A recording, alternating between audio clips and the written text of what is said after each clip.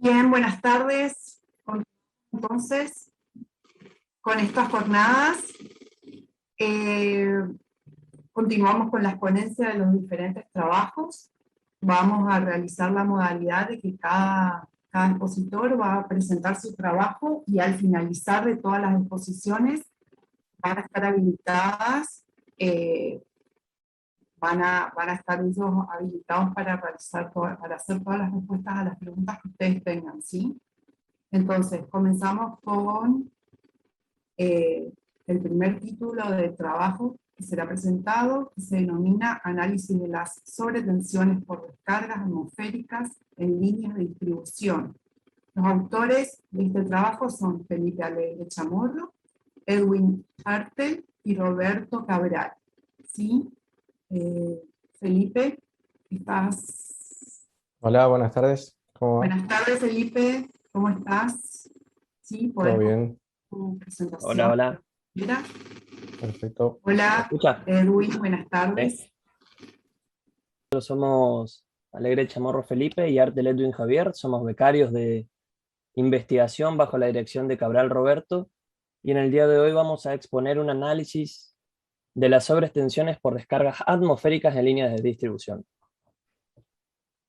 Como principal objetivo en esta exposición se busca exponer la vulnerabilidad que tienen las redes de distribución frente a las descargas atmosféricas, exponiendo un estudio de caso y comparando dos tipos de estructuras con parámetros referidos a la región de verano.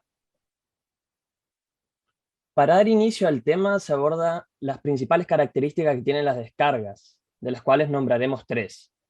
En primer lugar, tratamos la polaridad de la descarga, que si bien puede ser de carácter positivo o negativo, las descargas de carácter negativo son más abundantes en nuestra región.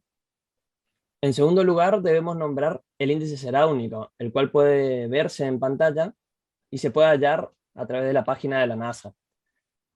Este representa el número de descargas eléctricas anuales por kilómetro cuadrado que ocurren en una región. Es interesante remarcar que este dato es el total de descargas que ocurren, es decir, la suma de descargas entre nubes, intranubes y nubes suelo. Sin embargo, como es lógico, las descargas de interés para este estudio son las nubes suelo, también conocidas como ground flash density. Nótese que la zona de emisiones es una de las regiones más afectadas por este fenómeno y su índice seráunico ronda el valor de 45 descargas anuales por kilómetro cuadrado. Otra característica importante es la corriente de pico, que tiene una descarga, la cual puede llegar hasta 200 kA, y para este estudio se toma el valor medio, que es de 31. Debe comprenderse que el hecho de que ocurra una sobretensión en una línea de distribución afecta al consumidor, generando los efectos que son bien conocidos por todos nosotros cuando nos encontramos en nuestra vivienda y ocurre una tormenta eléctrica. No obstante, no siempre que existe una sobretensión implica que haya ocurrido una descarga directa en la red. Es decir, que puede ocurrir sobretensión en una línea por descargas cercanas que generan el mismo efecto para el consumidor final. Si bien hay diversos factores que influyen que una descarga se origine en un punto o en otro, el principal para nuestro estudio es el blindaje, que no es otra cosa que la protección que tenga la línea para no recibir la descarga directa, es decir, si ésta posee, por ejemplo, un hilo de guarda o, por qué no, vegetación o edificación cercana a la red, de modo tal que de ocurrir una descarga en la zona, el rayo no sea dirigido directamente a la red. A continuación se presentará un estudio de caso comparando dos formas de organizar una misma línea de distribución con estructuras diferentes. Pueden nombrarse tres características principales de una red: la estructura, los conductores y los aisladores. En las imágenes que se pueden ver en pantalla se muestran dos formas de estructuras comúnmente utilizadas. A la izquierda la estructura normal y a la derecha la estructura compacta. Además se pueden ver las dimensiones que poseen dichas estructuras y las cuales se utilizan para caracterizar la línea a través del modelo electrogeométrico. Debe recordarse que existen no solo las impedancias propias de cada conductor, sino además las impedancias mutuas que aparecen en el momento de la descarga y las cuales dependen de la separación entre los conductores. En esta filmina puede verse una tabla que expresa las características principales que poseen los conductores, tales como el número de filamentos, el diámetro, la sección del cable, su peso, resistencia y corriente que soporta. Puede verse señalado en rojo el conductor tipo tulip, que es el que se usó para representar a los conductores de las redes. Como última característica importante de la red de distribución a mencionar es el tipo de aislador que poseen. Para nuestro estudio se ha seleccionado el tipo Pino, clase 15 kilovoltios, que posee una altura de 270 milímetros y un critical flashover, que no es otra cosa que el valor de tensión que genera un arco que contornea al aislador. Y este es de 140 kilovoltios para una carga negativa y 110 para una carga positiva. Lógicamente, para nuestro estudio tomamos el menor de estos, es decir, el de 110 kilovoltios. Bueno, buenas tardes a todos. A continuación les presentaré los resultados más relevantes obtenidos con la herramienta de cálculo de las estructuras. En primer lugar, presentamos la impedancia característica.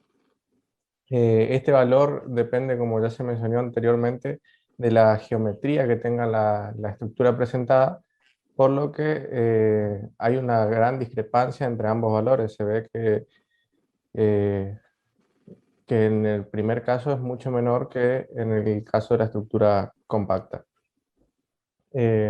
A continuación, presentamos la tensión aplicada por una descarga directa. Esta tensión es calculada a partir del parámetro anterior, es decir, la impedancia característica que se presentó, y se puede ver que son valores muy elevados, del orden de 4200 kilovoltios y 5620 para cada uno de los casos, lo que representa un nivel de tensión muchísimo mayor al nivel de tensión que transportan estas líneas de media tensión, que son 13,2 kilovoltios.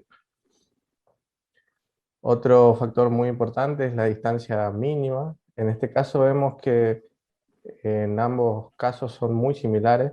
Esta distancia mínima es la distancia a la cual un rayo va a impactar directamente en la línea de transmisión. A partir de los 50 metros, la descarga deja de ser directa y pasa a ser una descarga inducida. La descarga inducida lo que genera es un problema diferente al de la descarga directa, y es una descarga de contorno, que lo que hace es romper el dieléctrico del aire alrededor de los aisladores, generando un arco de tensión que impacta directamente en la línea. Por lo tanto, debemos determinar cuál es la corriente de una descarga que es capaz de generar este problema. Para eso, calculamos la corriente crítica a partir de la distancia que se había calculado anteriormente, y ciertos parámetros de la red. Calculamos que con una descarga de 1,2 kA falla la estructura normal, y con una descarga de 0,6 kA falla la estructura compacta. Estos valores de corriente pueden parecer elevados, pero lo que respecta a descarga, como mencionó mi compañero, son bastante bajos. Las corrientes de un rayo típica andan en el orden de los 31 kA, y a partir de esto realizamos un estudio probabilístico para saber cuán probable es que una descarga supere los valores críticos. Y a partir del estudio de diferentes autores como Anderson, Erickson o Popolansky, se realizó el estudio y se vio que más del 99% de los casos una descarga es crítica para la red, incluso en el caso de ser inducida.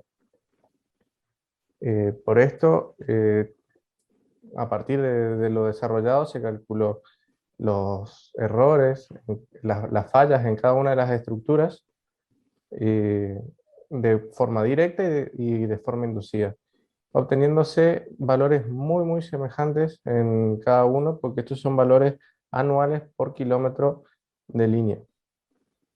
Y se puede ver que el factor NRA1 representa el número de fallos por descargas directas, mientras que en el de abajo se ven las fallas por descargas inducidas, siendo mucho mayor el caso de las descargas directas, por lo que es el principal fenómeno a atender para reducir las fallas en las líneas de transmisión.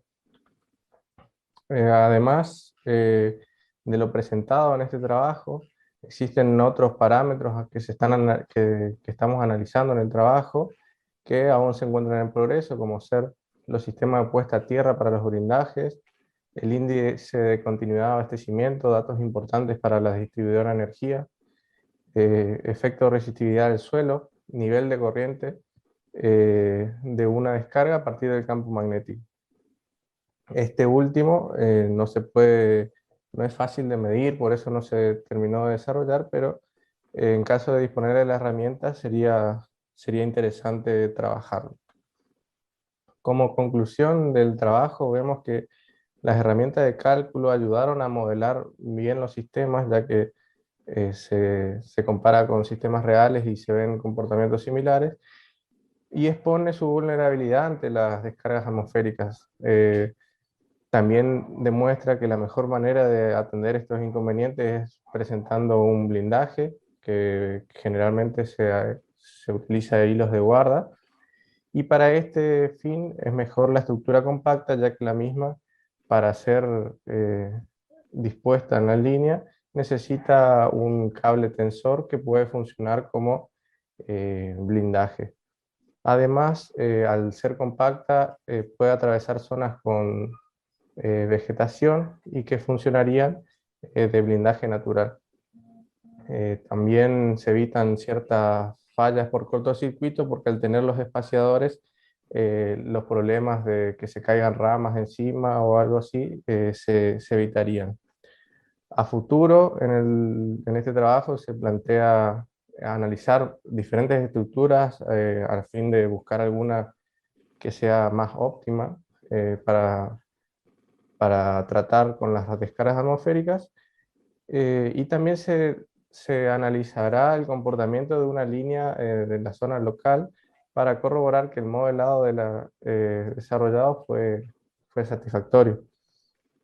Bueno, las principales bibliografías utilizadas se presentan en pantalla.